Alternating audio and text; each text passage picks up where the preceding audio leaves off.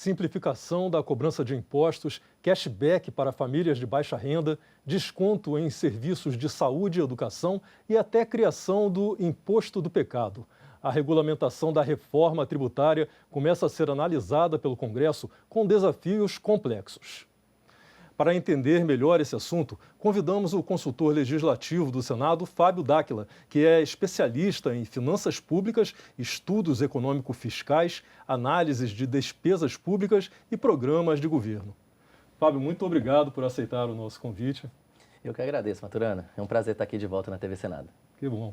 Bem, eu queria começar com um esclarecimento sobre a diferença entre a regulamentação, que está começando agora, e o projeto que foi aprovado já pelo Congresso no fim do ano passado. Qual a diferença? A principal diferença é que a parte que foi para a Constituição, que foi na reforma da PEC 45, ela veio para trazer os princípios gerais da reforma tributária, né? Ela veio para trazer aquelas balizas que não vão mais mudar, né, os princípios que não vão mais mudar da reforma, né, os guias do que seria uma reforma tributária. Então, agora é uma nova fase em que aquilo que foi aprovado na PEC vai ter que ser respeitado, mas, porém, a lei vai tratar de aspectos específicos, ou seja, né, a PEC ela trouxe, por exemplo, regimes que vão ser favorecidos na tributação. Ela trouxe regimes que vão ter tributação isenta e etc. Mas de que forma que isso vai ser isento, né? De que forma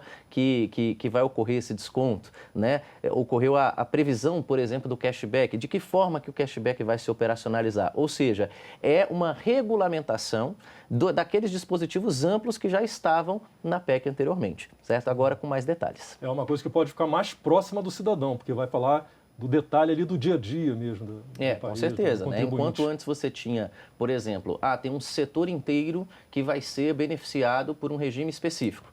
Agora esse regime vai ser detalhado. Quem que vai ter isenção tributária, quem que não vai ter, que tipo de operação vai ter, que tipo de operação que não vai ter. É exatamente essa ideia. Tá certo. Fábio, a gente tem como principal, talvez, um dos pontos mais importantes dessa reforma tributária, a simplificação do sistema de cobrança de impostos e aquela transformação de 5 impostos que existem em 2 agora, o CBS e o IBS. Nós preparamos uma reportagem sobre isso rapidinho, vamos assistir. Simplificação de impostos. 5 tributos, ICMS, ISS, IPI, PIS e COFINS, serão condensados em 2. Imposto sobre Bens e Serviços, o IBS, e Contribuição Social sobre Bens e Serviços, CBS. As duas alíquotas somadas devem ficar em 26,5%, segundo estimativas do Ministério da Fazenda. União, estados e municípios terão autonomia na fixação da alíquota padrão. Então vimos essa questão da simplificação e ela citou ali também a carga tributária, prevista aí em 26,5%. Isso corresponde mais ou menos a que nós temos atualmente e é garantido que vai conseguir manter esse percentual? Então, assim, primeiro ponto é que não houve um martelo batido que vai ser 26,5%. Houve uma estimativa da Fazenda de uma faixa de tributação que seria ali de 25,7% até 27,3%, mais ou menos. E aí o meio da estimativa é o 26,5%. Certo?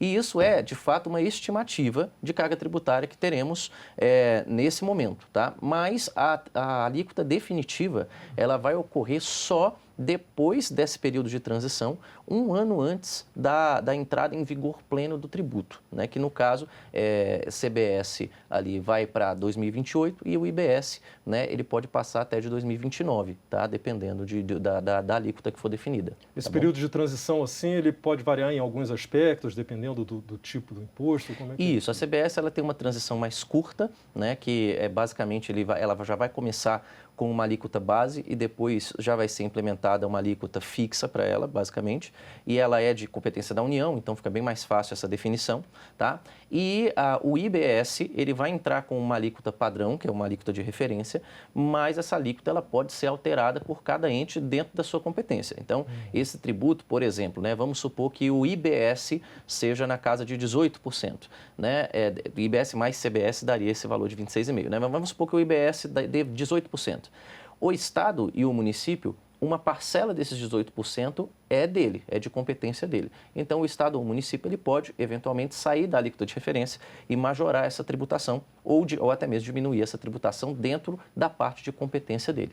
E essa autonomia aí dos estados e municípios de estabelecer essa alíquota, no caso do IBS, não pode acabar gerando um aumento na alíquota final? Assim, pode acontecer, claro, mas isso vai de uma avaliação do próprio prefeito, do próprio governador, né, da própria casa legislativa do estado ou do município, né, e essa avaliação ela vai no sentido do seguinte, né, se eventualmente observar-se que é necessário, por exemplo, uma maior arrecadação tributária para entregar os serviços públicos à população, né, o chefe do executivo, por exemplo, pode submeter um projeto de lei para a sua Assembleia, né, ou para a sua Câmara de Vereadores, e eles vão avaliar isso, né, e aí há um custo político, né, pode ser que, de fato, você passe ali alíquotas mais altas, mas agora, né, uma das propostas-chave da reforma tributária é a transparência.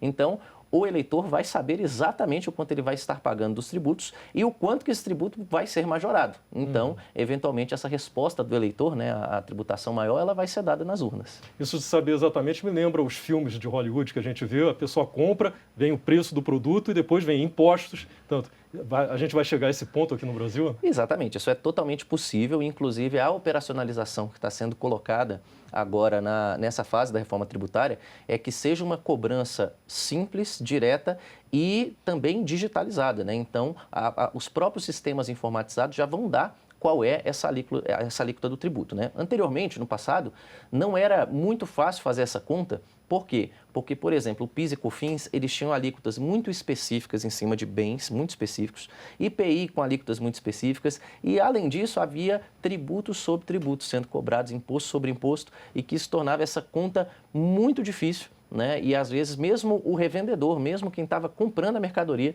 ele não sabia exatamente qual percentual do valor ali da mercadoria, mesmo no preço de custo, ele não poderia saber qual percentual que é de impostos ou que é do custo da mercadoria de fato, né? Agora não, como a compensação do tributo é plena, você vai compensar todo o tributo que for colocado ao longo da cadeia, ao final você vai saber precisamente qual é a alíquota de tributo que está sendo cobrada. Isso que vem daí o IVA, né? Exato. Imposto sobre Valor Agregado. Ele evita essa cascata durante a produção, né? Exato. O Imposto sobre Valor Adicionado, a lógica é essa, que cada setor da economia, então vamos supor que você tem lá por exemplo, uma televisão sendo produzida, certo? Essa televisão, ela precisa de compostos eletrônicos dentro dela. O composto eletrônico, por sua vez, ele precisa de minério, né? E aí, vamos supor que é tudo produzido no Brasil, né? Tem lá o minério sendo extraído da natureza, depois uma indústria transformando isso num componente eletrônico, depois o componente entrando na televisão. No ato da compra dos insumos, né, você tem a compensação, a total compensação dos tributos que já foram pagos na cadeia anterior. Então, se lá no minério, a mineradora pagou um tributo, você pode compensar esse tributo já pago na próxima etapa da cadeia. E assim vai. Tá? É claro que essas regulamentações específicas servem exatamente para isso. Dependendo de como é a cadeia produtiva, de qual é o setor, determinados atores vão ser responsáveis pelo recolhimento da maior parte do imposto ou de todo o imposto, dependendo do caso. Tá? Mas, ao final, a alíquota vai ser a mesma. Essa que é a lógica. Certo. E ainda sobre essa questão dos estados, a gente falava muito na guerra fiscal entre os estados. Ofereciam isenção para algum tipo de indústria e hoje isso não vai, quer dizer, com a reforma, isso não vai mais acontecer? Exato. Essa lógica agora é a seguinte, né? Que, em tese, todos os bens e serviços, todas as operações econômicas, todas as transações e etc., que sejam, né, que tenham impacto econômico, que sejam decorrentes da finalidade da empresa e tudo mais. É claro que, por exemplo, se eu for vender o meu carro, você se for vender alguma coisa e tudo mais, não é a nossa atividade principal. Então, quando não é a atividade principal, isso continua sem tributação, como é hoje. Mas, quando é uma empresa que está realizando essa atividade, ou uma pessoa física que está realizando uma atividade que é a atividade profissional dela, ela vai ser tributada. E aí, esse tributo, a lógica é que ele seja uniforme nos diferentes locais do país. Então, nós estamos no município de Brasília, né? no estado do Distrito Federal, né? Estado que aqui tem as competências de estado e município, né? E aí, aqui, a gente vai pagar uniformemente uma alíquota só para todas as operações financeiras que ocorrerem, todos os bens, todos os serviços, tudo mais, tudo que ocorrer aqui. Agora, a própria reforma traz determinados setores da economia que serão favorecidos e determinados setores que até não serão tributados, né? O Estado ou o município, ele não pode extrapolar isso, ele não pode dar isenções específicas, isenções diferentes às que já estão previstas, Sim. certo? E, além disso, ele não pode também oferecer isenções específicas a empresas específicas e tudo mais. Não, a alíquota é uniforme nos moldes da regulamentação atual. Então, tem setores que têm desconto de alíquota. Todo mundo que estiver no setor vai ter esse desconto em mesmo patamar e a mesma incidência tributária dentro do mesmo estado e do mesmo município. Entendi. E alguns outros impostos que, infelizmente, todos nós somos bem íntimos, mas que não são citados ali naquela unificação de 5 impostos em 2, né? Como o IPVA, que vai para os estados, e o IPTU dos municípios. A reforma tributária mexe com eles também? Vai ter alguma mudança? Então, essa etapa agora da reforma tributária, que é a reforma que foi aprovada no ano passado, ela é só sobre o consumo, em tese, né? Mas tem, claro, uma ou outra disposição ali com relação a tributos diferentes. Como você mesmo citou, né, o próprio IPVA, né, e o próprio Imposto sobre Herança também, né, ele tem lá alguns dispositivos, tá? O IPVA, ele traz apenas a cobrança de IPVA para embarcações e aviões, né, atrás dessa previsão, porque antes não era cobrado, né, eu acho que nada mais justo do que cobrar também sobre esses veículos, Sim. tá? E tem também essa questão da progressividade do imposto sobre herança, que também não tinha. Mas são dispositivos residuais, né? De fato, esses foram mexidos, tá? O grosso foram os 5 impostos que a gente acabou de citar, né? E aí tem outros tributos também, por exemplo, IPTU, né? Por exemplo, o imposto de importação, imposto de exportação, tem vários outros impostos que não estão dentro desta parte da reforma tributária, imposto de renda, né, e tal, não está dentro dessa parte, né? Pode ser que venha, né, algum tipo de regulamentação na nova fase da reforma tributária, né, que está sendo também gestada aí pelo Ministério da Fazenda, né, que pode entrar no Congresso nesse ano, né? É possível, mas nessa fase agora, essa questão da regulamentação é apenas dos 5 impostos mesmo. Sim. Até queria aproveitar e falar isso. Foi entregue já ao Congresso um projeto do governo de regulamentação e deve ter um outro projeto, né? Será que 2 projetos já serão suficientes para regulamentar tudo isso da reforma tributária? Pode acontecer mais depois? É sempre entregue pelo governo essa regulamentação? Como que é essa... Olha, Maturana, assim, eu acho, de fato, que é muita coisa a reforma tributária, ela é muito grande, ela tem um arcabouço enorme de setores da economia que são afetados, de áreas que são afetadas, então, assim, é totalmente normal você ter novos projetos de lei residuais para tratar de uma ou outra coisa ou até para modificar uma ou outra coisa que o Congresso entenda que é necessário modificar, né?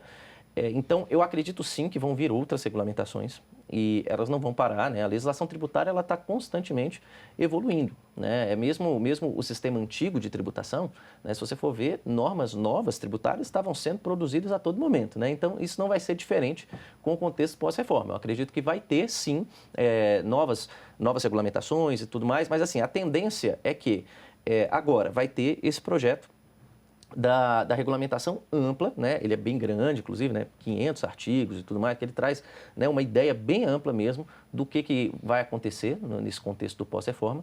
E vai ter também um novo projeto que o governo já sinalizou que ele quer regulamentar o comitê gestor do IBS, né? Esse deve ser entregue em maio ainda. Exato, ele quer regulamentar o comitê gestor, que é muito importante também, ele tem várias funções em cima da reforma, né? Então, depois de regulamentado o comitê gestor, e desse projeto passando, né, que é o procedimento tributário, as regras específicas de praticamente todos os setores, todos os bens e serviços, né, eu acredito sim que vai ter algum outro tipo de regulamentação e mudança, que é natural, mas muito residual. O principal vem agora. Certo. Tá. Fábio, na abertura do programa, dessa entrevista, eu falei no imposto do pecado, que o nome oficial é imposto seletivo, né? Nós temos também uma pequena reportagem, vamos assistir agora sobre isso. Imposto seletivo. Devem ter tributação elevada para desestimular o consumo. Bebidas alcoólicas e açucaradas como refrigerantes, além de cigarros. Também devem pagar mais imposto veículos poluentes e bens minerais extraídos, como minério de ferro, petróleo e gás natural.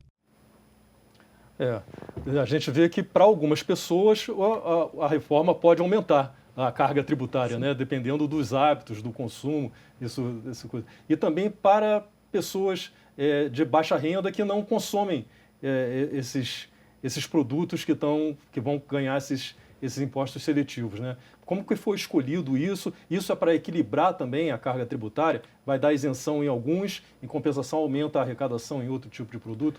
Então, a ideia do imposto seletivo era você trazer um desestímulo ao consumo, tá? A ideia inicial, pelo menos, né, nas primeiras peças da reforma tributária, né, a lógica do imposto seletivo é uma lógica que a gente chama de extrafiscal. Ela não tem diretamente o interesse arrecadatório, de arrecadar mais, e sim o interesse de desestimular o consumo. Por quê? Porque cigarros, por exemplo, bebidas, fazem mal à saúde, né? Se fazem mal à saúde, né, o governo não se importaria, em tese, em arrecadar menos mesmo, né? Porque uma tributação mais alta as pessoas compram menos, né? Então pode ser até mesmo que a arrecadação diminua, mas isso gera efeitos sociais positivos, porque a pessoa está preservando a saúde dela, então você gastaria menos com as despesas de saúde pública e etc, né? Então tem todo esse debate com relação ao imposto seletivo, tá? E aí o imposto seletivo, né, como a gente pode ver, ele veio em cima de cigarros, bebidas, né, bebidas açucaradas, né, que são os refrigerantes no caso, né, coisas assim. E aí tem também, claro, uma outra questão de bens que trazem danos à saúde de forma ampla, digamos assim, né, que é o caso dos automóveis, né, que acabou de falar aí. Os automóveis movidos a combustíveis fósseis, né, eles são mais poluentes do que os automóveis, nas suas emissões, né, do dia a dia, eles são mais poluentes do que os automóveis elétricos, por exemplo, né? Então, essa inclusão dos automóveis, por exemplo, ela, claro que tem uma outra motivação, né? Ela tem a motivação de estimular o consumo, né, a compra de veículos que têm uma menor pegada de carbono, tem uma menor pegada poluente. Então, tem também essa preocupação com a questão ambiental, né? Isso que o governo alega aí, né? Mas, claro que tem também polêmicas, o projeto já está sendo criticado, né, por parlamentares aí, principalmente da oposição, né, com relação a veículos, né, automóveis, porque, né, a população já vem se queixando há muito tempo que os veículos já estão caros, né, já está difícil comprar um veículo, um automóvel e tudo mais, e os veículos elétricos são ainda mais caros, então pode ser que isso encareça mais ainda o custo do automóvel, e aí tanto a indústria automobilística e tudo mais, eles vão se pronunciar com relação a isso aí em breve, a gente vai ver as cenas dos próximos capítulos. Esse imposto seletivo já existe em outros países, na Europa, países desenvolvidos, a gente tem Existe, isso? existe sim, e inclusive um exemplo até comparativo interessante é o Uruguai, né? O Uruguai, ele já introduziu esse imposto seletivo já faz tempo, né? Inclusive naqueles alimentos ultraprocessados, aqueles alimentos que são muito intensos em sal, que tem uma quantidade grande de açúcar e etc, né? Então, assim, tem até um rol maior do que o rol brasileiro, né? Tem até esse debate também que os ultraprocessados, eles até estavam previstos, mas eles saíram dessa regulamentação de agora, né? E aí tem sim vários exemplos, né? Europa tem vários países que adotaram. Tem funcionado lá, tem dado certo. Tem funcionado sim, mas com essa finalidade que a gente está falando, né? De desestimular o consumo, né? A arrecadação, efetivamente, tem países que experimentam aumento de arrecadação e tem países que experimentam redução, né? Isso depende muito do comportamento do consumidor, a gente só vai saber depois de implementado de fato. Certo. Um outro detalhe que chama a atenção também, a gente falou também na abertura, é o cashback para famílias de baixa renda. Nós também temos um vídeo pequeno sobre isso. Vamos assistir. Perfeito. Cashback. Famílias com renda mensal até meio salário mínimo por pessoa terão devolução de parte do imposto. 100% da CBS para botijão de gás, 50% da CBS para contas de luz, água e esgoto e gás encanado, 20% da CBS e do IBS sobre os demais produtos. O benefício deve ser integrado ao CAD único. O CAD único que ela fala é o cadastro que já existe para programas sociais, né, como Bolsa Família e tal. Já tem muitas pessoas inscritas e um dos critérios parece ser justamente esse, meio salário mínimo por pessoa da família, para você ter direito à maioria dos benefícios ali previstos para o cadastro. Isso pode gerar porque é preciso se inscrever presencialmente, isso pode gerar um aumento de procura de inscrição do CAD único? Não, creio que sim, a reforma ela vai trazer vários desafios, né? A gente tem que ter claro isso, né? E um dos desafios é esse. No caso dos beneficiários de programas sociais, eles já tem, né, o cartão do Bolsa Família, por exemplo, que você recebe. E aí pode ser que essa operacionalização venha no próprio cartão, o cashback venha no próprio cartão. Então, por exemplo, né, o botijão de gás. O botijão de gás, ele vai ter aí 100% da CBS devolvida. Isso aí é mais ou menos uns 8, 9% do valor do botijão de gás, né? Então, você tem lá um botijão, suponha, custando R$100, né? Ele vai devolver ali de R$8, R$9 mais ou menos, ele pode devolver como um crédito no cartão para você usar na compra de outros produtos, né? Eu creio que isso é muito importante, né? É uma ideia inteligente para focalizar o benefício tributário nos mais necessitados, nas pessoas que precisam e tal, que têm uma dificuldade para pagar suas contas no dia a dia, né? As pessoas que têm mais dificuldade vão ser beneficiadas por isso. Agora, claro que há aspectos operacionais desafiadores, né? Primeiro que tem um contingente no Brasil relevante de desbancarizados, pessoas que não têm acesso a nenhum tipo de conta, cartão e etc., como vão receber o cashback, né? Essa é uma pergunta relevante, né, que pode se fazer nesse processo, né? E outra pergunta relevante é a ideia de como que o cashback vai afetar as pessoas. Por quê? Porque hoje, né, tem também denúncias e tudo mais, que às vezes os parlamentares trazem de pessoas que têm uma renda elevada, mas que conseguiram um cadastro no CadÚnico e acabam por receber os benefícios do governo. Tem pessoas, por outro lado, que são necessitadas, mas não conseguem acessar ao CadÚnico para receber os programas.